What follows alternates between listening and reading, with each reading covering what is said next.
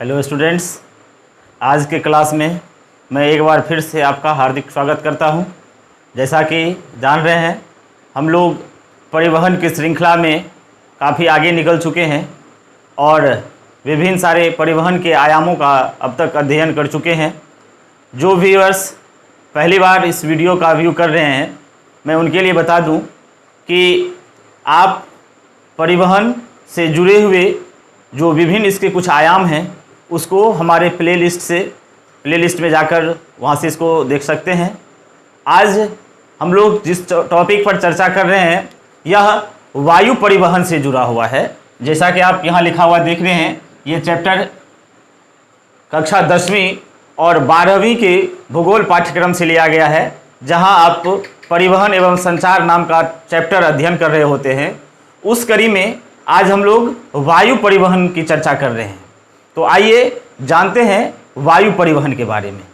इस टॉपिक में हम लोग मुख्य रूप से वायु परिवहन के बारे में जानेंगे, जिसमें वायु परिवहन की परिभाषा, वायु परिवहन को प्रभावित करने वाले कारक, वायु परिवहन के लाभ हानि, विश्व एवं भारत के स्तर पर वायु परिवहन से जुड़ी हुई कुछ तथ्यों का अवलोकन करेंगे, कुछ प्रमुख मार्गों के बारे में जानेंगे और भारत एवं विश्व भर में जो कुछ बीमा जो वायु परिवहन सेवा उपलब्ध करा रही कंपनीज हैं उनके बारे में भी जानेंगे। आपको बता दूं कि इस वीडियो के अंत में आप आखिर में इससे जुड़े कुछ तथ्य एवं भारत के तथा विश्व के कुछ प्रमुख विमानन कंपनी का नोट्स भी आप आखिर में देखेंगे। इसलिए प्रयास करें कि वीडियो को अंत तक देखने का प्रयास करें। तो आइए अब हम लोग शुरू करते हैं वायु परिवहन के बारे में, जहां सबसे पहले हम लोग वायु परिवहन, जिसे एयर ट्रांसपोर्ट कहते हैं, उसकी परिभाषा को जानने का प्रयास करते हैं। जो परिभाषा आप पूर्व में इस बोर्ड पर लिखा हुआ देख रहे हैं, इसको आप पॉज करके नोट कर सकते हैं और बाद में इसको रिवाइज भी कर सकते हैं।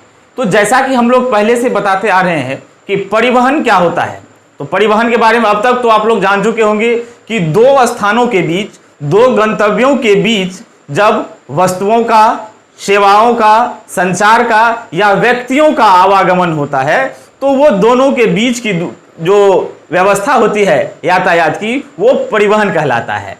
अब उसमें विभिन्न सारे हम लोगों ने साधन का उपयोग किया था जो अलग अलग नाम से जाना गया। आज वायु परिवहन में भी वही बात आएगी।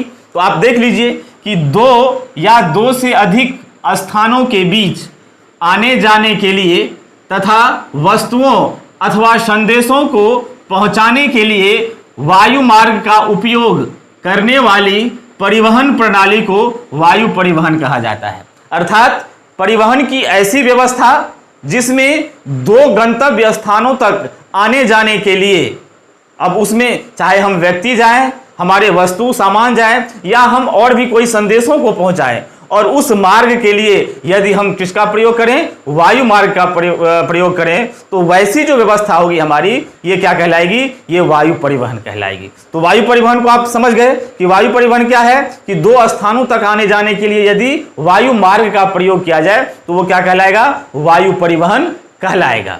अब यहां चर्चा आ गई वायु मार्ग की, तो आइए हम लोग जान लेते हैं कि ये वायु मार्ग कितने प्रकार के होते हैं। तो आइए हम लोग देख रहे हैं कि ये वायु मार्ग किससे जुड़ा हुआ है, वायु परिवहन से जुड़ा हुआ है। क्योंकि परिवहन तो एक ओवरऑल व्यवस्था हो जाती है और उसमें जिस पर वो चलता है वो उसका क्या है, मार्ग है, रास्ता है। तो विश्व भर में वायु मार्ग को 5 कैटेगरी में बांट दिया गया है, जिसमें सबसे पहला वायु मार्ग जो है उसे हम लोग कहते हैं अंतर महाद्वीपीय वायु मार्ग। अंतर महाद्वीपीय वायु मार्ग क्या होता है, हम लोग जानते हैं कि पूरा विश्व, ये स्थल खंड जो है वो 7 महादेशों में बटा हुआ है।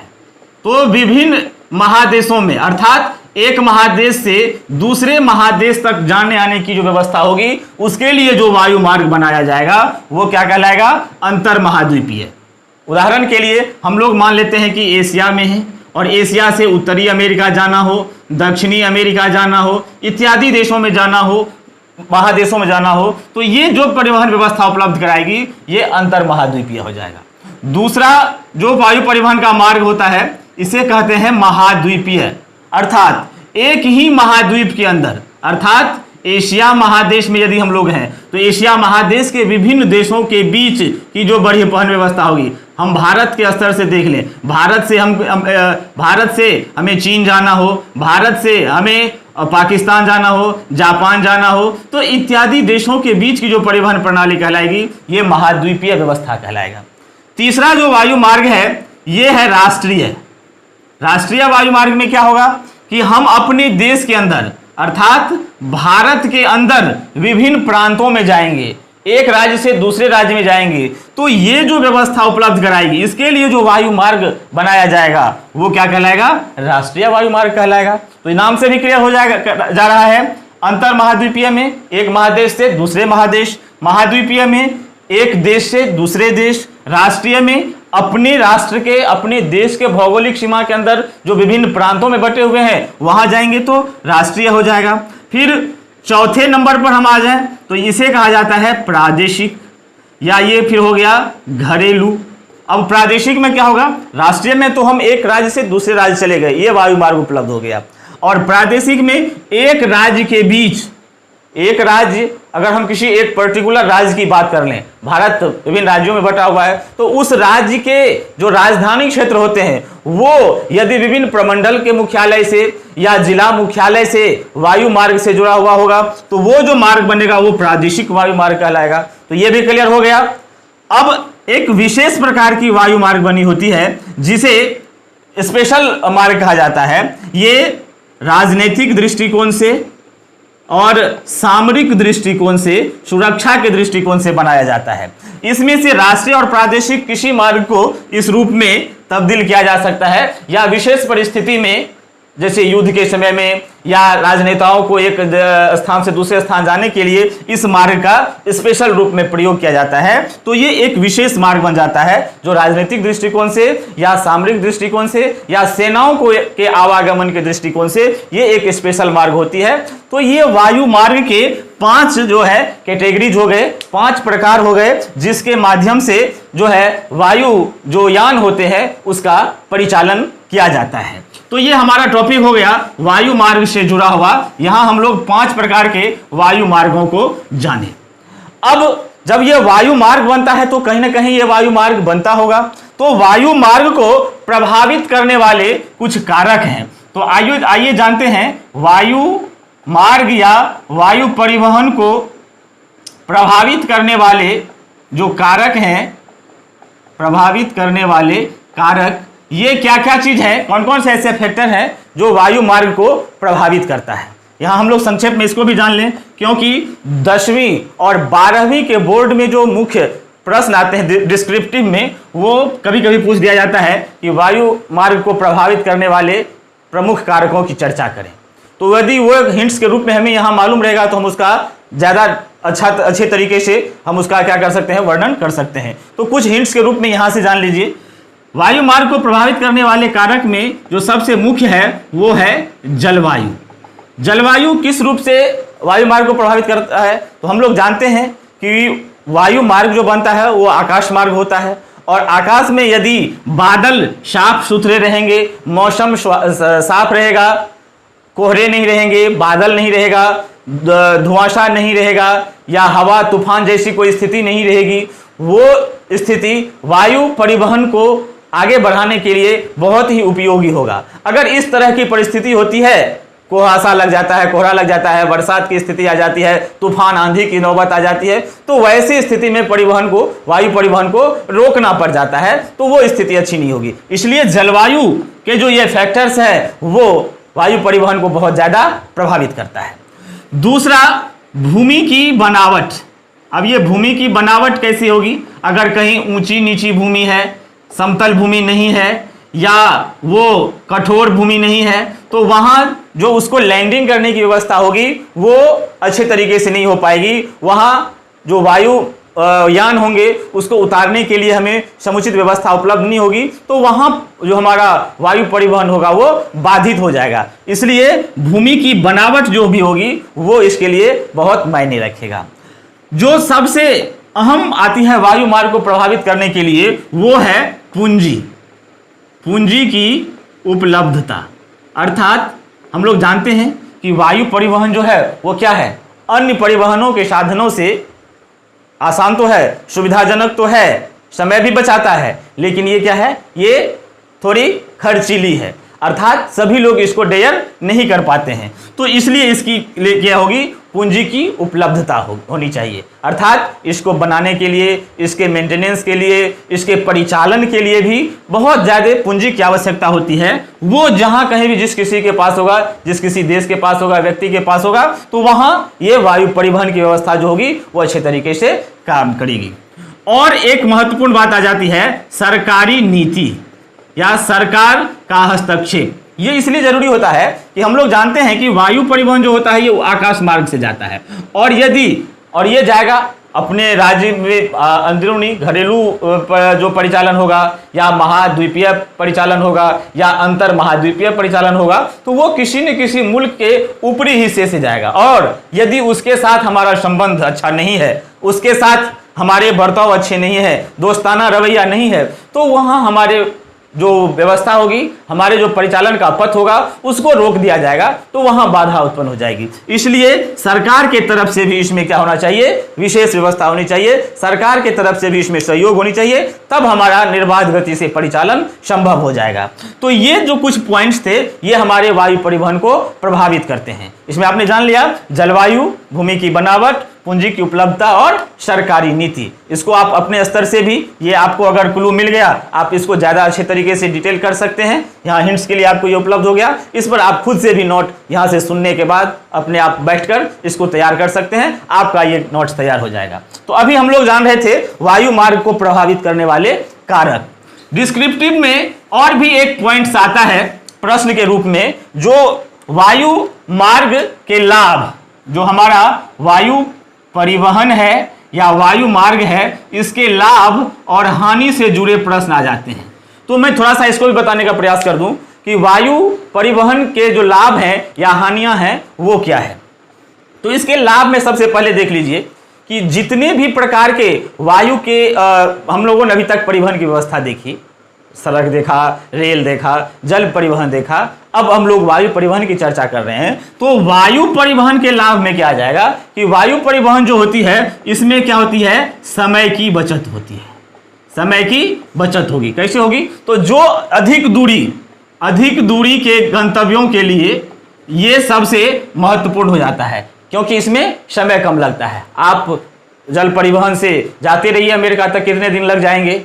अगर आप वायु परिवहन का उसमें इस्तेमाल करते हैं तो आप बहुत कम समय में आप यहाँ तक पहुँच जाएंगे। तो ये क्या हो गया, तीव्रगामी साधन हो गया, यातायात का सबसे तीव्रगामी साधन हो गया। इसके बाद जो इसका सबसे ज़्यादा महत्व है कि इसके जो मार्ग होते हैं उसको बनाने में, मार्ग बनाने में क्या होता है, कोई खर्च नहीं आता है, क्योंकि ये ओवरऑल हम एक बार सीमांकित कर देते हैं कि ये जो है ये रूट तैयार हो गया इन देशों के लिए, तो इसको बनाने में और इसके रख रखाव में कोई खर्च नहीं आता है। तो ये वायु मार्ग के परिवहन के हमें लाभ हो गए। और सबसे महत्वपूर्ण है कि जितने दूरगामी क्षेत्र हैं या बंजर क्षेत्र हैं, बीहर हैं, जंगल है, पहाड़ी क्षेत्र है, या फिर मरुस्थलीय क्षेत्र है, जहां अन्य कोई भी साधन जो है वो विकसित नहीं हो सकता है। यहाँ तक कि समुद्री क्षेत्र में भी, आजकल तो समुद्री में भी बहुत बड़े बड़े जो हमारे वहाँ पर बेस बने हुए होते हैं, बड़े बड़े जहाज होते हैं, उन पर भी वायु परिवहन को लैंड कराया जाता है, वायुयान को लैंड कराया जाता है। तो उसके लिए भी ये महत्वपूर्ण हो जाता है। तो हमने वायु परिवहन के इन लाभों को देखा कि वायु परिवहन जो है, इसके अलावे इसमें और भी आप जोड़ सकते हैं अपने तरीके से, आपके समझ में जो आए। जैसे ये क्या हो सकता है, ये सुविधाजनक है, आरामदायी है। अन्य जितने भी प्रकार के जो हमारे परिवहन के साधन हैं उसमें वायु परिवहन जो है ये क्या है, सबसे सुविधाजनक है, बहुत कम समय लगाता है। तो ये इसकी कुछ विशेषताएं हो गई। और विशेषताओं के साथ साथ आप इसमें इसके हानियों को भी गिना सकते हैं। हानियां में सबसे ज़्यादा क्या हो जाएगा कि ये इसके जो ये हर किसी व्यक्ति के लिए क्या है, संभव नहीं है। इसमें मौसम साफ नहीं रहने पर इसके परिचालन में बहुत ज़्यादा कठिनाइयाँ आती है, सबके लिए तो सुलभ है ही नहीं। इसमें जो है एक्सीडेंट की या दुर्घटना की संभावनाएं जो होती है अधिक रहती है। तो तो इस प्रकार से आप इसके हानियों को भी गिना सकते हैं। तो हमने अभी तक इसके कुछ पॉइंट्स को देखा, जिसमें वायु परिवहन के लाभ, हानि, इसके परिवहन के मार्ग के प्रकार और इसके जो अभी हमने इसके महत्व को देखा। अब हम आइए वायु परिवहन से जुड़े हुए कुछ तथ्यों का अवलोकन करते हैं। तथ्यों में हम लोग शुरू करते हैं विश्व के स्तर से। जब हम वायु परिवहन से जुड़ी इतने बातों को अपने अंदर समाया, तो अब बात कर लेते हैं वायु परिवहन की शुरुआत की, कैसे कैसे इसके कुछ आयाम हैं उसको आइए जानते हैं। तो हम लोग विश्व स्तर से शुरुआत करते हैं। विश्व में प्रथम सफल उड़ान, यहाँ एक लिस्ट आपके सामने जारी की गई है, मैं इसको डिस्क्रिप्शन देके इसको एक्सप्लेन करके भी समझाने का प्रयास करता हूँ कि विश्व में जो प्रथम सफल उड़ान थी 1905 ईस्वी में ये हुई। जब जहां तक वायुयान के उड़ाने की बात रही, तो 1903 ईस्वी में अमेरिका से इसके परिचालन की बात कही जाती है, जहां राइट बंधु इसकी शुरुआत किए थे, लेकिन इसको सफलता मिली 1905 ईस्वी में। तो विश्व में प्रथम सफल उड़ान कब हुआ? 1905 ईस्वी में। और इसको व्यापारिक स्तर पर 1919 ईस्वी में। तो दो प्रश्न आ गया, सफल उड़ान 1905 ईस्वी में, व्यापारिक स्तर पर इसे कब उड़ाया गया? 1919 ईस्वी में। अब आइए शुरुआत करते हैं भारत से। ये दो पॉइंट हम विश्व स्तर से लिए। अब आइए भारत में, ये बहुत प्रश्न कई बार आ रहा है सामने कि भारत में वायु सेवा की शुरुआत कब की गई। तो भारत में वायु सेवा की शुरुआत, जैसा कि बहुत सारे लोग जो व्यू कर रहे हैं वो जानते भी होंगे कि भारत में वायु सेवा की शुरुआत 1911 ईस्वी में हुई। और ये दो जगह जो है वो बहुत ही फेमस है, जिसको आप लोग जान रहे भी होंगे। इलाहाबाद से नैनी के बीच, ये उत्तर प्रदेश के दो जगह हैं और बहुत सटा सटा जगह है। और इसके बीच का जो आंकड़ा में आप देखिएगा तो दूरी 10 किलोमीटर बताई जाती है। रेल मार्ग या अन्य मार्गों से तो ये थोड़ा सा आगे पीछे हो जाता है। ये जो वायु मार्ग की बात थी, तो इलाहाबाद से नैनी के बीच ये 10 किलोमीटर की दूरी थी। और ये जो परिचालन किया गया था, ये डाक पहुंचाने के लिए किया गया था प्रयोग के तौर पर। तो शुरुआत हो गई 1911 ईस्वी से। तो ये एक महत्वपूर्ण प्रश्न आ गया। ये आज़ादी से पहले की बात हो गई। अब तक ये अंग्रेजों का समय था। 1947 में हम आज़ाद हुए, तो 1947 के बाद जो थी ये व्यवस्था भारतीय के अंदर भारतीय सरकार के अधीन आ गई। तो 1953 का वर्ष एक बहुत ही महत्वपूर्ण वर्ष आ जाता है, जिस समय यहाँ वायु सेवा का राष्ट्रीयकरण कर दिया गया। ये ईस्वी कब थी? 1953। ये यहाँ पर ये याद रखना जरूरी पड़ जाता है। 1953 ईस्वी में वायु सेवा का राष्ट्रीयकरण कर दिया गया। अब जब वायु सेवा का किया गया, तो कुछ तो ऐसे संचालक होंगे, कुछ ऐसे कंपनीज होगी जो ये वायु सेवा उपलब्ध करा रही होगी। तो 1953 ईस्वी में ही भारत के वायु सेवा को दो कंपनियों के अधीन कर दिया गया। इसके दो नाम रख दिए गए। एक नाम रख दिया गया एयर इंडिया, इसको जान लीजिए जरा, एयर इंडिया। और दूसरी कंपनी बन गई इंडियन एयरलाइंस। ये दो कंपनी बन गई। हालांकि एयर इंडिया की स्थापना 1946 ईस्वी में ही हो गई थी, और ये इंडियन एयरलाइंस जो था ये जून 1953 ईस्वी में गठित हुआ था। तो इस प्रकार 1953 ईस्वी में दो शाखाएं कर दी गई वायु सेवा की, जब वायु सेवा का राष्ट्रीयकरण हो गया। अब ये विशेषता क्या है, जरा इसको देख लीजिए। ये जो एयर इंडिया कंपनी थी, इसको सारे जो अंतर महाद्वीपीय परिवहन की जो अंतर महाद्वीपीय मार्ग थे, अर्थात एक देश से दूसरे देश, एक देश से अन्य महादेशों में जाने के लिए ये सारी व्यवस्थाएं किसको दे दी गई? एयर इंडिया को। बाकी बच गया इंडियन एयरलाइंस। तो इसके अधीन कर दिया गया कि आप घरेलू जो उद्योग हो, घरेलू जो विमान सेवा उपलब्ध होगी वो आप करेंगे, अर्थात भारत के विभिन्न राज्यों में। साथ साथ इसको भारत के 16 पड़ोसी देशों के भी परिचालन का जो है जिम्मा दे दिया गया। तो क्लियर हो गया कि जो विदेशी स्तर के, जो भारत से अन्य देशों के साथ जो परिवहन का मार्ग जोड़ेगा वो कौन? Air India. और भारत के अंदरूनी घरेलू या प्रादेशिक जो हमारी व्यवस्था होगी उसके साथ साथ जो हमारे पड़ोसी देश हैं जिसमें 16 देशों के साथ इसको दिया गया, तो ये इंडियन एयरलाइंस कंपनी हो गई। वैसे यहां जानकारी के लिए बता दूं कि इसके साथ साथ दो कंपनी और भी कार्य कर रही है। एक पवन हंस हेलीकॉप्टर लिमिटेड, ये एक कंपनी है, पवन हंस हेलीकॉप्टर लिमिटेड। ये बहुत ही फेमस कंपनी है जो वायु सेवा के क्षेत्र में जो हम लोग हेलीकॉप्टर की व्यवस्था देखते हैं, इसकी सेवा उपलब्ध कराती है। 1985 से ये कार्य कर रही है और बहुत बड़ी, एशिया में कहा जाता है कि ये हेलीकॉप्टर सेवा उपलब्ध कराने वाली पहली कंपनी है। यहाँ तक कि आप लोग देखते होंगे कि जब चुनाव का समय आता है तो चुनाव में विभिन्न राजनीतिक दल जो होती है इस कंपनी से भाड़े के रूप में जो है वो अलग अलग पार्टीज जो होती है इनसे हेलीकॉप्टर उपलब्ध कराती है। उसको प्रतिदिन के हिसाब से किराए पर इसे लेना होता है, जैसे हम अन्य गाड़ी की तरह लेते हैं, तो ये लोग हेलीकॉप्टर जो है वो भाड़े पर लेते हैं, किराए पर लेते हैं। ये Pawan Hans helicopter limited company जो है वो उपलब्ध कराती है। इसके अलावे एक और कंपनी है जो मालवाहक का कार्य करती है। तो यहां आप देख लिए कि एक एयर इंडिया, इंडियन एयरलाइंस और पवन हंस, ये तीन प्रकार की कंपनी हो गई। एक कंपनी है बीमा उपलब्ध कराने वाली जिसका नाम है ब्लू डार्ट।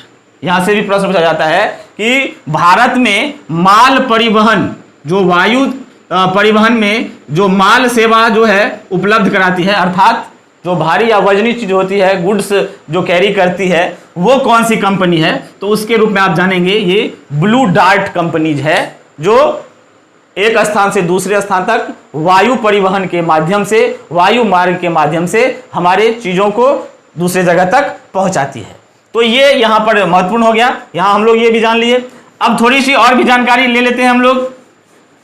यहां पर आइए, परिवहन व्यवस्था से जुड़े हुए जब सेक्टर में इन किए तो हम लोग जान लेते हैं कि दो जो कंपनी थी, एक कंपनी का नाम आपने देख लिया एयर इंडिया और दूसरी थी इंडियन एयरलाइंस, इसको शॉर्ट में IA और AI कहते हैं। इसको रेगुलेट करने के लिए एक 1955 ईस्वी में 1 अप्रैल 1955 ईस्वी को एयरपोर्ट अथॉरिटी ऑफ इंडिया, अब चूंकि ये दोनों जो विमान सेवाएं उपलब्ध कराएगी तो वो तो कहीं कहीं अपना स्टेशन बनाएगी, तो उनके स्टेशन को क्या नाम दिया गया, एयरपोर्ट। तो उसके विस्तारीकरण के लिए एयरपोर्ट अथॉरिटी ऑफ इंडिया का गठन किया गया 1 अप्रैल 1955 ईस्वी को, जिसे शॉर्ट में AAI कहा जाता है। इसका और विस्तार किया गया 1972 ईस्वी में। इस समय इसका नाम रख दिया गया अंतरराष्ट्रीय विमानपत्तन प्राधिकरण। ये 1972 में आया और इसका मुख्यालय जो वो दिल्ली को बनाया गया। तो यहाँ पे दो भी प्रश्न आ गए, ये भी पूछा जाता है कि एयरपोर्ट अथॉरिटी ऑफ इंडिया का गठन कब किया गया, 1 अप्रैल 1955 को। ये जो विभिन्न प्रकार के जो हमारे यहाँ एयरपोर्ट बनते हैं, एरोड्रम्स बनते हैं, उनके लिए कार्य करती है। अंतरराष्ट्रीय विमानपत्तन प्राधिकरण ये कब आ गया, 1972 में। तो जो दो प्रमुख सेवाएं उपलब्ध कराती है वो कंपनी कौन सी हो गई, एयर इंडिया और इंडियन एयरलाइंस। इससे जुड़े हुए कुछ तथ्य जो है आइए उसको देख लेते हैं। ये इंडियन एयरलाइंस जो थी, इंडियन एयरलाइंस, ये जो कंपनी थी, इसका नाम में जो है, इसके नाम में कुछ आंशिक परिवर्तन कर दिया गया 2005 ईस्वी में। उसमें एयरलाइंस शब्द हटा दिया गया और इसका नाम सिर्फ रख दिया गया इंडियन। तो इंडियन एयरलाइंस का नाम परिवर्तित होकर क्या हो गया 2005 ईस्वी में इंडियन।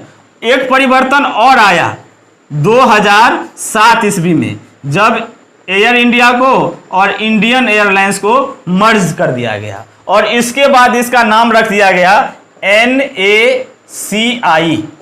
NACI का फुल फॉर्म हो जाता है national aviation company of India, जिसे हिंदी में हम लोग कहते हैं भारतीय राष्ट्रीय उड्डयन कंपनी।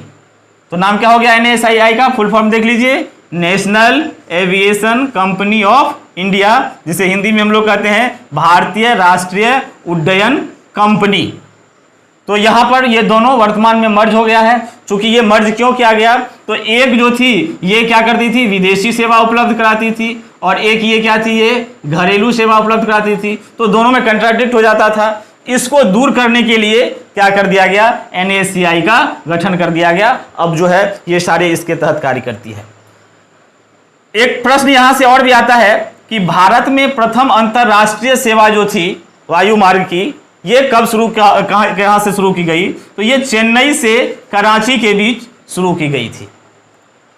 जब ये वायु सेवा की बात हो रही थी तो प्रारंभ में 5 जो थे ये एयरपोर्ट थे जो भारत के प्रमुख शहर हैं, जिसमें दिल्ली, कोलकाता, चेन्नई और मुंबई, ये 4 प्रमुख शहर थे। और इसके अलावा एक केरल में जो थे एक प्रमुख एयरपोर्ट बनाए गए थे। ये 5 प्रमुख कार्य कर रहे थे। केसी पंत समिति एक सिफारिश की थी 13 अप्रैल 2000 ईस्वी को, तो उसके बाद 6 हवाई अड्डे और घोषित कर दिए गए। तो उसके बाद संख्या हो गई 5 पहले और 6 बाद में, तो 11 हो गए। उसके बाद एक 12वें के रूप में जयप्रकाश नारायण अंतरराष्ट्रीय हवाई अड्डा बनाया गया। ये कहाँ बना, ये पटना, बिहार में। तो बिहार के पृष्ठभूमि वाले छात्र जो विभिन्न बोर्ड से जो परीक्षा दे रहे होते हैं, उनके लिए ये प्रश्न आता है बिहार बोर्ड के 10th में भी और 12th में भी कि जयप्रकाश नारायण अंतरराष्ट्रीय हवाई अड्डा कहाँ स्थित है। तो आप इसका पटना या बिहार आंसर देंगे। और विभिन्न अन्य राज्यों के लिए आपके राज्य में जो वायु परिवहन में अंतर्राष्ट्रीय हवाई अड्डा जो आपके यहाँ प्रमुख होगा उसको जरूर याद कर लेंगे, वहां से प्रश्न उठने की संभावना रहती है। तो जयप्रकाश नारायण अंतर्राष्ट्रीय हवाई अड्डा, और उसके बाद 13वां जो अंतर्राष्ट्रीय हवाई अड्डा आया वो जयपुर राजस्थान में किया गया। आपको इसकी डिटेल्स भी आपको नोट्स के रूप में इसके आखिर में मिलेगी, आप वहां से इसका अवलोकन कर सकते हैं। तो केसी पंत समिति 2000 में सिफारिश की, तो कितने हवाई अड्डे बन गए, 13। तो आपको इन 13 हवाई अड्डों का नाम और साथ में जो विश्व के कुछ प्रमुख विमान सेवा उपलब्ध कराने वाली कंपनी है उसका एक नोट्स के माध्यम से आपको इस वीडियो के लास्ट में दिया जाएगा। आप वहां से उसको नोट्स हासिल करके आप उसको अपने डायरी में नोट कर सकते हैं। तो इस प्रकार इस वीडियो में आज हम लोग वायु परिवहन से जुड़े कुछ तथ्यों का अवलोकन किए, जहां से बहुत सारे 1 नंबर प्रश्न आने की संभावना रहती है, उसको टच करने का प्रयास किया गया। आप इसको दोबारा तिबारा सुन करके और लिखित रूप में भी आप अपने से इसको नोट करके तैयार कर सकते हैं। आपका ये एक अच्छा नोट्स बन जाएगा, आप उसका अवलोकन करते रहिए। आशा है कि आपको ये वीडियो अच्छा लगा होगा और आप अब दोस्तों के बीच शेयर करना जरूर शुरू कर दिए हैं। तो आप उसको अपने दोस्तों में शेयर करते रहिए, और कुछ कमेंट्स जो आपको कुछ नए टॉपिक चाहिए तो वो भी हमें भेजें, जिससे मैं आपको आपके बेनिफिट की चीज़ आप तक उपलब्ध करा सकूं। तो आज में बस इतना ही, फिर एक अगले टॉपिक के साथ आपके सामने उपस्थित होंगे। तब तक के लिए जय हिंद।